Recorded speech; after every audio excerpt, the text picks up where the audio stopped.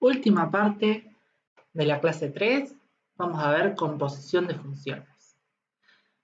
La composición de funciones es una función a la cual se le reemplazó en cada x, o sea, en cada incógnita de la ley de esa función, por otra función adentro, ¿sí?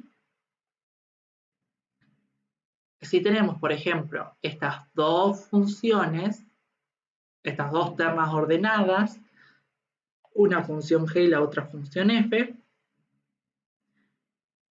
entonces podemos tener dos resultados reemplazando una dentro de la otra. G calculada en f o G compuesta por f, o esto de acá, que sería f compuesta por g o f calculada en g. ¿Está? Bueno, y acá una forma gráfica de lo que significaría, que una está adentro de la otra, una está haciendo una parte de la composición de la otra. Ok. ¿Y cómo se calcula el dominio de una composición? Porque reemplazar una ley por otra en cada x es sencillo, es relativamente sencillo. Ahora, ¿y el dominio de esa función? Bueno, el dominio de una composición es la intersección entre el dominio de la ley de la función compuesta con la calculada, es decir, la que va dentro del paréntesis. ¿Sí? Yo obtengo el dominio de, por ejemplo, voy a hacer g compuesta por f. Entonces voy a tener el dominio de la ley de g compuesta por f, intersección el dominio de la ley que estuvo adentro, en este caso f. ¿Sí? Bien. Primero hallamos el dominio de f. El dominio de f es fácil calcular porque es una ley de una función homográfica y en este caso su dominio depende del denominador, ¿sí? Si igualamos esto, en vez de poner un igual, pondríamos un distinto, entonces ponemos x menos 1 distinto de 0, despejamos y me queda que el dominio son todos los reales menos el 1, ¿sí? Bien. Por otro caso, o por otro lado, lo que tenemos que hacer ahora es reemplazar en cada valor x de la función g, que en este caso es esta sola, la ley de la función f. Entonces, primero escribimos todo así, ¿sí? A la x yo la reemplazo, fíjense que yo acá dentro del paréntesis de g puse la función f, entonces en cada x voy a reemplazar por la función f y ahora voy a reemplazar por la ley de la función f, llegando hacia el final a esta ley. Bien, ¿cómo logro hallar el dominio de una función compleja? ¿Sí? Porque yo todavía tengo que sacar el dominio de esto primero. Bueno, la estrategia es pensar qué tipo de restricciones tiene. ¿Sí? Bueno, las restricciones que nosotros en matemática trabajamos son los logaritmos, que tienen una restricción, las raíces, que tienen una restricción dependiendo del índice, y en el caso de los coeficientes, cuando el coeficiente, el denominador del coeficiente es 0. ¿Está? Entonces, tiene que ser distinto de 0 para que se pueda resolver. Bien, vamos con los logaritmos primero. Tanto el logaritmo en base 10 como el logaritmo en base e o cualquier logaritmo no admiten valores x menores o iguales a 0, solo x mayores a 0, ¿sí? Es decir, reales positivos estrictamente. ¿Está? Entonces, nosotros ya sabemos que es lo que contenga el paréntesis tiene que ser sí o sí mayor a 0, estrictamente. Por otro lado, bueno, en este caso no tenemos raíces, pero vamos a explicarlo igual. Las raíces con índice par, ¿sí? Con n siendo un número par, por ejemplo, acá tenemos la raíz cuadrada y tenemos la raíz enésima de x, con n siendo un número par, no admite valores menores de x menores a 0, solo x mayores o iguales a 0, los reales positivos y el 0, ¿sí? Recordemos que yo no puedo calcular la raíz cuadrada de un número negativo, pero sí la raíz cúbica. Y en el caso de los coeficientes, por ejemplo, si yo tengo p dividido q, el denominador debe ser distinto de 0, entonces q tiene que ser distinto de 0, reales menos el 0. Que acá tenemos esa restricción. Esto de acá abajo, ¿sí? El denominador de este cociente tiene que ser distinto de 0. Por lo tanto, va a haber que tenemos una restricción, que es que todo esto sea mayor a 0 estrictamente por el logaritmo, pero además el denominador del coeficiente nunca puede ser 0. ¿Está? Entonces tenemos mayores a 0 estrictamente y reales menos el 0. Ahora hay que ver cómo nos queda la restricción, ¿sí? Porque ya teníamos una parte y nos falta la otra, ¿sí? Bien, hay que hacer la intersección entre el dominio de la función f, que eran los reales menos el 1, e intersección el dominio de esta nueva ley que hallamos, que son todos los números,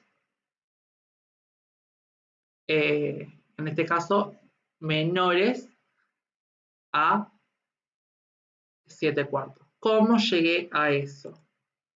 Bien, lo explico acá. Todo esto tenía que ser mayor a 0, ¿sí? Por el logaritmo. ¿Está? Entonces empiezo a despejar. Primero paso el 5, como en vez de menos 5 a más 5.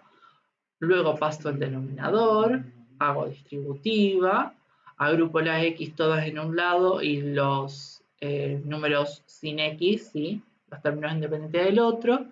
Me queda esta ecuación de acá, despejo, y recordemos que cuando yo paso un número multiplicando o dividiendo, el signo igual cambia de dirección, ¿sí? En este caso era mayor, ahora pasa a menor, ¿sí? Entonces, el dominio de la ley es todos los x menores a 7/4, ¿sí?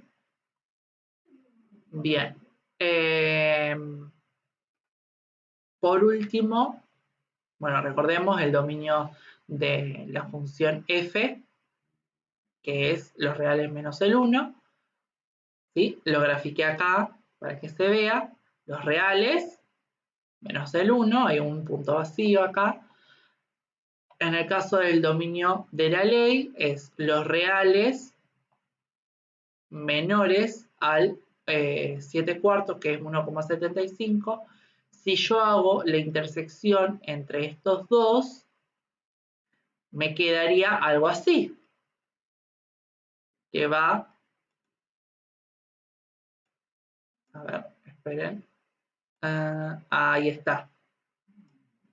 Bueno, esto sería hasta el infinito, ¿no? Pero ¿qué pasa? Cuando, obvio, y la recta, esa roja, quedaría ahí atrás. Ahora sí. Pero ¿qué pasa? Lo veo gráficamente y digo, no, me parece que hay algo mal. Bueno, efectivamente sí, hay algo mal. Los valores que siguen después de S1, que viene de la mano de la restricción de la función f,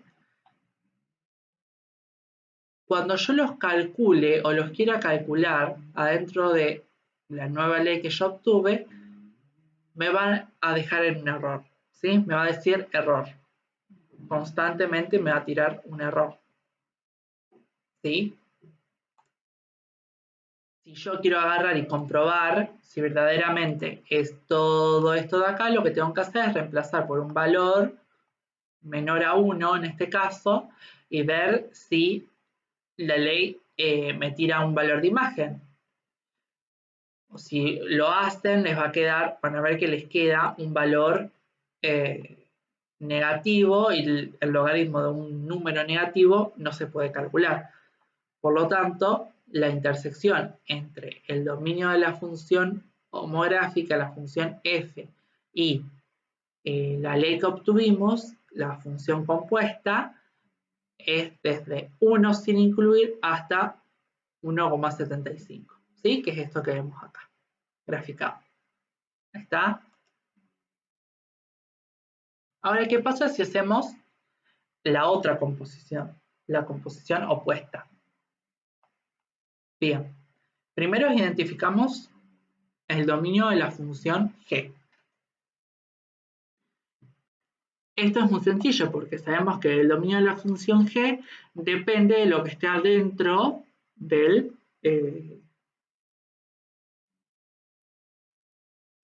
paréntesis, ¿sí? Entonces, todo esto tiene que ser estrictamente mayor a 0. Entonces, todos los x mayores a 5 van a ser el dominio de la función g, que es esto que está acá. ¿Está? Por otro lado, tenemos que agarrar y reemplazar la ley de la función g en todos los x de la función f. Lo escribimos así. Luego reemplazamos por la ley de la función f y nos queda esto de acá, que finalmente nos da así. Ahora hay que hallar el dominio de esta función. Fíjense que se nos mantuvo la función g.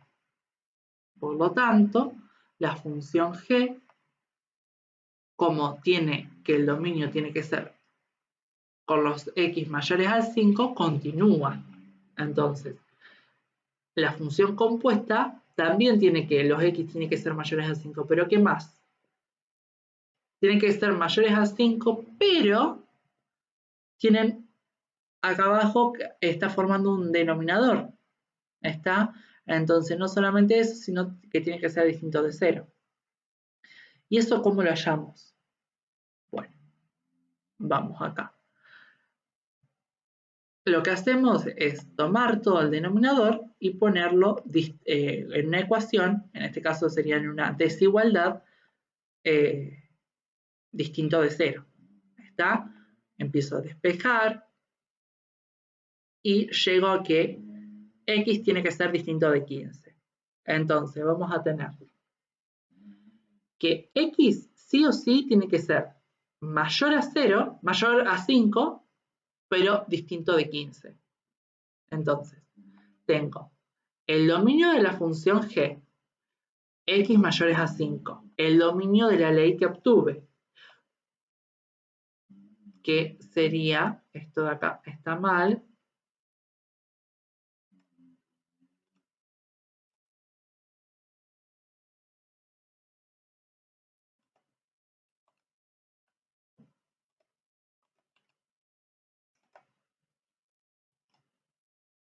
ahí está, el dominio de la ley que obtuve, ¿sí? Que es, bueno, las restricciones que obtuve, x mayores a 5 y x distinto de 15. Si yo hago la intersección de estos dos, todos los valores que están acá, que también están acá, bueno, son exactamente los mismos que están acá en este dominio, en este intervalo, que son estos de acá. Fíjense que el 5, este intervalo de acá comparte que no está incluido el 5, los x mayores, pero en este se incluye el 15 y en este no. Entonces tiene que ser todos iguales.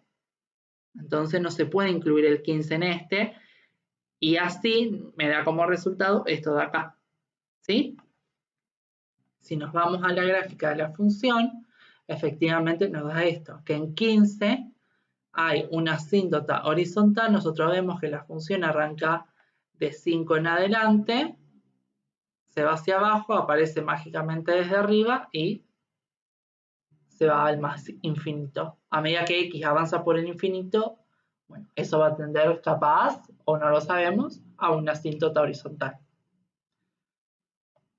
O tiene un decrecimiento muy lento. No lo sabemos. Y función a tramos. La función a tramos es un conjunto de funciones que forman una función mucho más grande y variada. ¿Cómo es esto? Bueno, cada función f con sus respectivos dominios integran a una función f de x. Entonces, como que tenemos adentro de la función f de x distintas funciones, f1, f2, f3.